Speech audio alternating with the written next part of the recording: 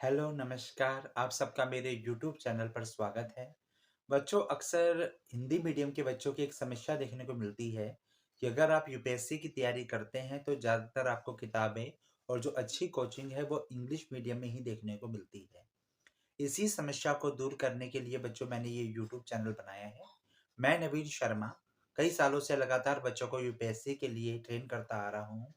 अब मुझे लगता है कि जो हिंदी मीडियम के बच्चे हैं, उनको भी यूट्यूब पर काफ़ी अच्छे नोट्स मिल पाएँ, इसके लिए बच्चों मैंने ये चैनल बनाया है। बच्चों, इस चैनल पर आपको इतिहास, राजनीति विज्ञान, अर्थशास्त्र और भूगोल, इन सभी का जो मटेरियल है, वो आपको मिलेगा।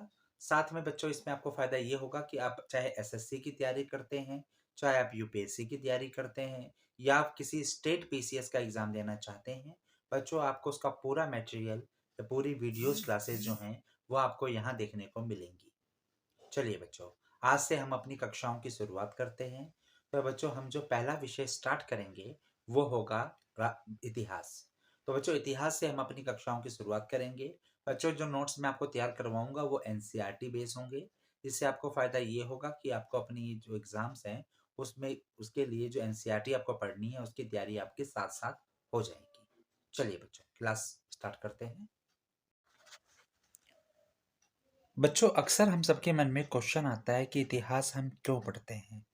तो बच्चों, अगर कोई आपसे ये क्वेश्चन पूछता है कि इतिहास हम क्यों पढ़ते हैं, तो आपको थोड़ा सा समझना है। बेटा, हमारे कम्पिटिटिव एग्जाम में, चाहे वो यूपीएससी का हो, चाहे वो एसएससी का हो, या वो किसी भी राज्य के स्टेट पीसीएस का एग्जाम हो, आप देखते होंगे कि इतिहास की वेटेज बहुत ज़्यादा होती है। अब हम कम्पिटिटिव एग्जाम को अगर क्लियर करना चाहते हैं, तो इतिहास का ज्ञान हमारे लिए अति आवश्यक हो जाता है। इस कारण से बच्चों हम इतिहास को पढ़ते हैं।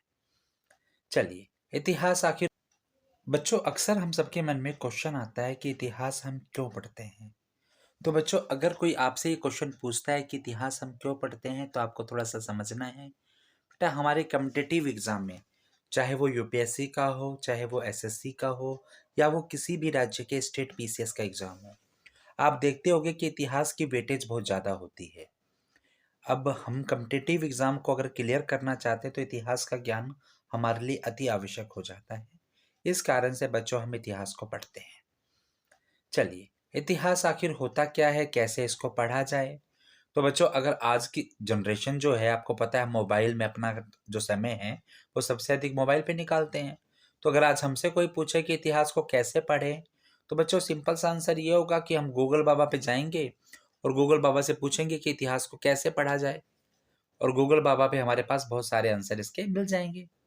तो इतिहास को पढ़ने का एक आसान तरीका हो जाएगा गूगल बाबा से। लेकिन आप सोचिए कि एक ऐसा समय जब गूगल नहीं था, तो लोग इतिहास को कैसे पढ़ते थे, कैसे जानते थे उसके बारे में। तो आप कहेंगे सर हम किताबों से पढ़ सकते हैं। लेकिन बेटा, एक प्रॉब्लम ये आएगी कि अगर मैं भारतीय इतिहास की बात करूं, तो इंडिका भारतीय इतिहास की सबसे पुरानी पुस्तक है। उससे पुरानी पुस्तक बेटा इतिहास में कोई नहीं है। अगर हम एपिक ग्रंथों की बात करें, तो ऋग्वेद सबसे पुरानी पुस्तक है। उससे पुरानी कोई किताब नहीं है। अब तो समस्या पैदा हो गई। अगर मैं विश्व इतिहास की बात करूं, तो हेरोडोटस की जो पुस्तक है, जिसमें उन्होंने पूरे विश्व के इतिहास के बारे में बताया है, जिसको बेटा हम हिस्टोरिका के नाम से जानते हैं, इससे पुरानी भी कोई पुस्तक हमारे पास नहीं है। तो अब हम इतिहास को कैसे जानें? बड़ी प्रॉब्लम है। और अब आप कहोगे कि सर जाने ही क्यों? तो बच्चों समझिएगा, हमारा जो वर्तमान है या आने वाला जो भविष्य है, वो कहीं ना कहीं हमारे उस प्राचीन काल पर निर्भर करता है जिसे हमने जिया है। अगर हम चाहते हैं कि कुछ जो हमारी गलतियां थी, जिनसे हमारा आज काफी खराब है, और ऐसा भविष्य ना हो, तो हमें उन गलतियों को जानना पड़ेगा, उनमें सुधार करना पड़ेगा।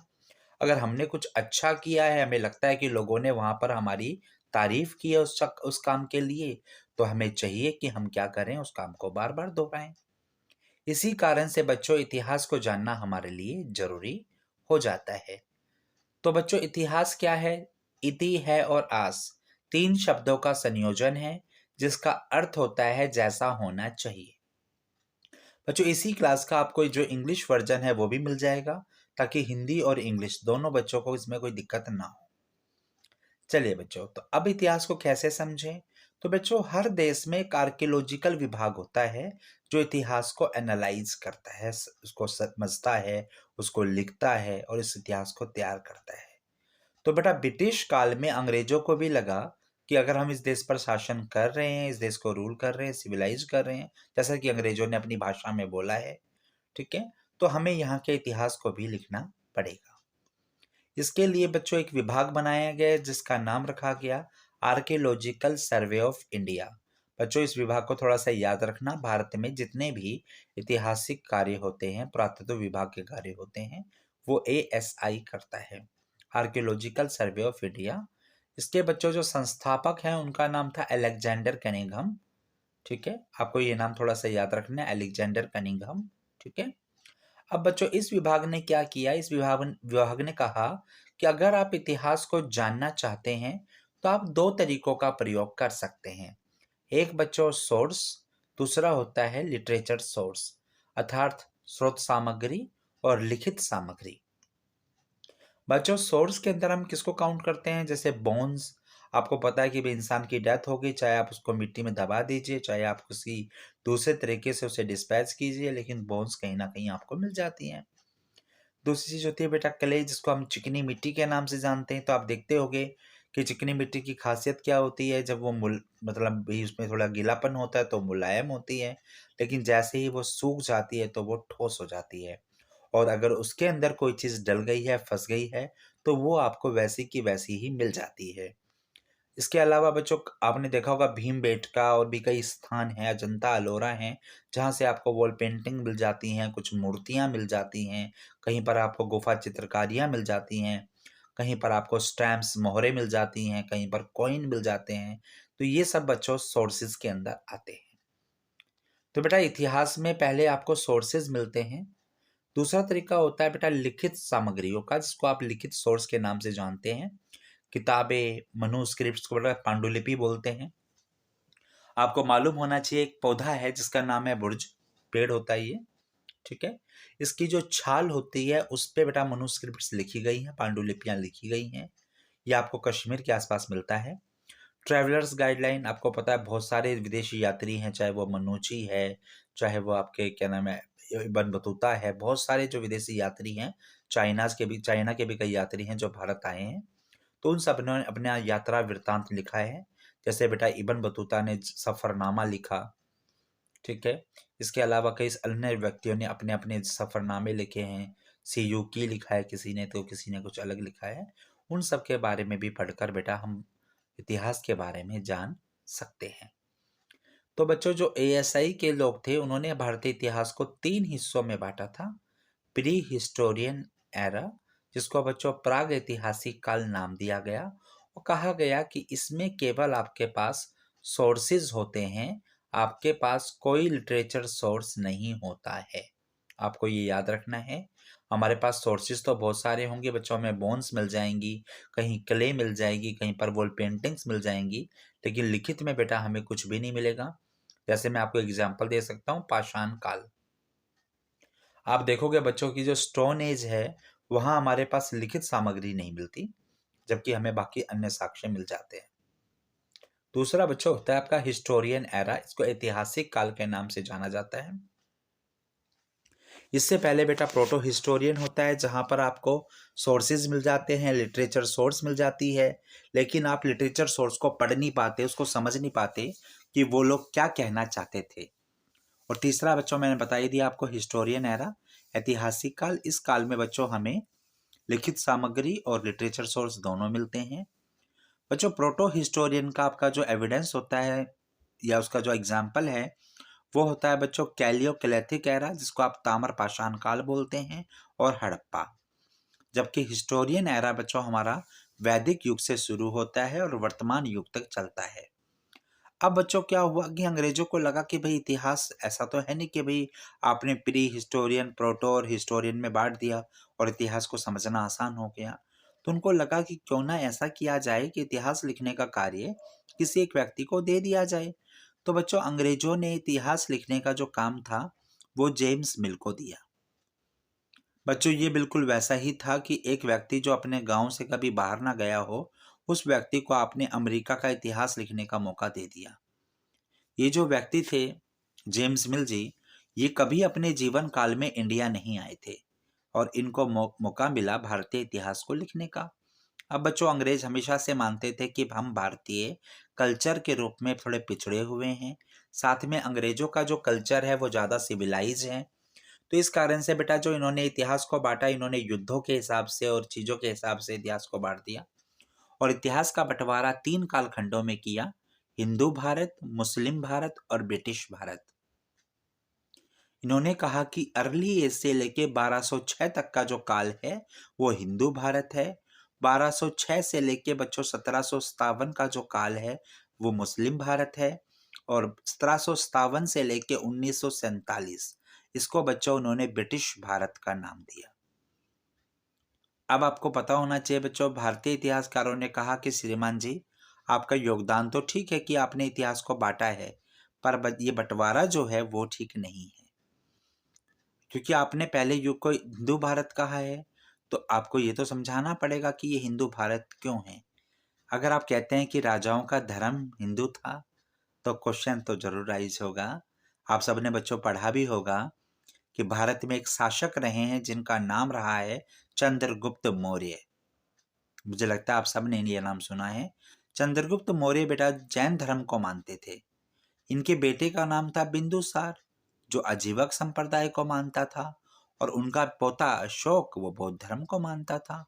फिर बच्चों पूरा भारत कैसे हिंदू भारत हो गया।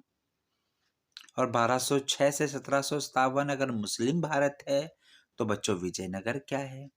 हम सबने विजयनगर के बारे में पढ़ा है कि विजयनगर दक्षिण भारत का एकमात्र हिंदू राज्य है। तो बच्चों इसका मतलब तो ये है कि जो अंग्रेज बता रहे हैं वो थोड़ा सा कहीं ना कहीं तो गलत है। इसके अलावा बच्चों अगर शासक के धर्म पर ही मापना हो तो फिर ब्रिटिश भारत को ईसाई भारत कहिए ना। फिर ब्रिटिश भारत शब्द का प्रयोग क्यों किया जा रहा है? तो बच्चों इस कारण से भारतीय इतिहासकारों ने इस बंटवारे को मानने से मना कर दिया। इस बंटवारे को उन्होंने खारिज कर दिया और एक नया बंटवारा किया, जहां बच्चों इतिहास को प्राचीन भारत, मध्यकालीन भारत और आधुनिक भारत में बांटा गया। आपको याद होगा बच्चों, छठी क्लास में आपने प्राचीन भारत पढ़ा होगा, 7वीं क्लास में आपने मध्यकालीन भारत पढ़ा होगा और 8वीं क्लास में आपने आधुनिक भारत पढ़ा होगा। तो बच्चों इस प्रकार से इतिहास का बंटवारा किया गया है। इतिहास को इन कालखंडों में बांटा गया है। अब बच्चों इसको कैसे करेंगे हम? तो बच्चों हम अपनी कक्षा की जो शुरुआत है वो मध्यकालीन भारत से करेंगे और मध्यकालीन भारत से होते हुए हम आधुनिक भारत तक जाएंगे। इसके बाद बच्चों मैं प्राचीन भारत आपको करवाऊंगा। प्राचीन भारत से हम क्या करेंगे, जब नए राज्यों की स्थापना होगी अर्थात मध्यकालीन भारत का जो स्टार्टिंग फेज होगा वहां तक का इतिहास हम करेंगे और फिर मैं पूरे इतिहास को लाइनअप से जोड़ दूंगा ताकि आपको कोई दिक्कत ना हो। अच्छा बच्चों, हम एक ट्रिक और अपनाएंगे। हम डेली क्या करेंगे, 4 से 5 किताबों के नाम याद रखने की कोशिश करेंगे। तो बच्चों आज की जो पहली 5 किताबें आपको नाम याद रखना है वो है बच्चों इंडिका। आपको याद रखना है इस किताब को मेगास्थनीज ने लिखा था, जो चंद्रगुप्त मौर्य के दरबार में भारत आया था। ये बच्चों सेल्यूकस निकेटर का एक राजदूत था। दूसरी बुक बच्चों हमारी है राज तरंगनी, RAJ राज तरंगनी। ये बेटा कल्हन की पुस्तक है और आपको मालूम होना चाहिए बेटा कश्मीर का वर्णन पहली बार इसी पुस्तक में किया गया था। बच्चों तीसरी जो हमारी पुस्तक है उसका नाम है अष्टाध्यायी। आपको याद रखना है बच्चों ये पुस्तक पाणिनि की है और आपको पता होना चाहिए बेटा संस्कृत ग्रामर के बारे में पहली बार इसी पुस्तक में बताया गया था। चौथी बुक डालिए बच्चों, 3 बुकें हमारी हो चुकी हैं, इंडिका, राजतरंगिणी और अष्टाध्यायी। ठीक है, चौथी बुक लिखिएगा बेटा अकबरनामा। आपको याद रखना है ये जो अकबरनामा पुस्तक है ये अकबर के समय में अब्बुल फजल ने लिखी थी। इसी की बच्चों कई सारी जिल्द हैं जिनमें से एक जिल्द का नाम आईने अकबरी भी है। और आज की हमारी जो आखिरी बुक है बेटा उसका नाम है तुजक बाबरी या बाबरनामा। इस पुस्तक को बच्चों बाबर ने लिखा था। इसी पुस्तक का जो अनुवाद है वो फारसी भाषा में अब्दुल रहीम खान खाना ने किया था। तो बच्चों मुझे उम्मीद है आपको क्लास अच्छी लगी होगी। अगर आपको क्लास पसंद आई है, आप चाहते हैं कि ऐसी क्लासेस लगातार चलती रहें, तो आप इस वीडियो को शेयर करें, अपने दोस्तों के साथ साझा करें। धन्यवाद। अगली क्लास में हम मध्यकालीन भारत से अपनी यात्रा की शुरुआत करेंगे। अगली क्लास कल होगी शाम को 6 बजे।